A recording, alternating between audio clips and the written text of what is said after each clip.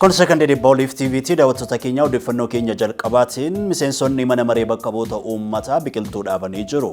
Ministeerri muummee Abiy Ahimad fi itti aanaan isaanii ammoo piroojeektii caakkaa keessa biqiltuu akka dhaabanii jiran ibsamee jira. Miseensonni kunneen magaalaa Finfinnee kutaa magaalaa Araadaa misooma koriidarii daalattii gara ganaanyaa geessuu fi naannawaa magariisaa qabbannaa haaraa qophaa jirutti biqiltuuwwan gosa garaagaraa 3,000 dhaabanii akka jiran ibsamee jira. Lixa Gondaritti haleellaa hidhattoonni fannoo raawwataniin namoonni hedduun ajjeefamuun ibsamee jira. Akka qondaalonni naannichaa fi jiraattonni buqqaafaman himanii jiranitti namoonni qe'ee buqqaan 10,000 akka caalanii jiran ibsamee jira. Duula filannoo Ameerikaatti geggeeffamaa jiruun Tiraamp reekordii haasaa dheeraa galmeessanii jiru. Miseensonni paartii Dimokiraatota lama ammoo Baayiden dorgommii alanaa kana keessaa akka ba'anii fi dhiibbaa geggeessaa jiru. Sirni IT'dha guutummaa addunyaa irratti addaan citoonsaa ibsamee jira.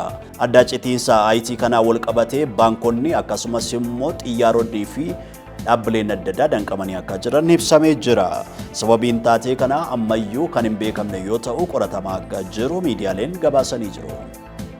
Deeggartoonni Baarseloonaa Nico Williams mallatteessisuudhaaf deeggarsa walitti qabaa jiru. Deeggartoonni Baarseloonaa Nico Williams akka waancaa Awurooppaa irratti Laamin Yamaal waliin ga'umsa gaarii waan argisiisaniif lamaanuun isaanii kilaba Baarseloonaa keessa akka taphatanii fi hawwii qaban irraa ka'uudhaan Nico Williamsiif deeggarsa argisiisaa akka jiran ibsamee jira.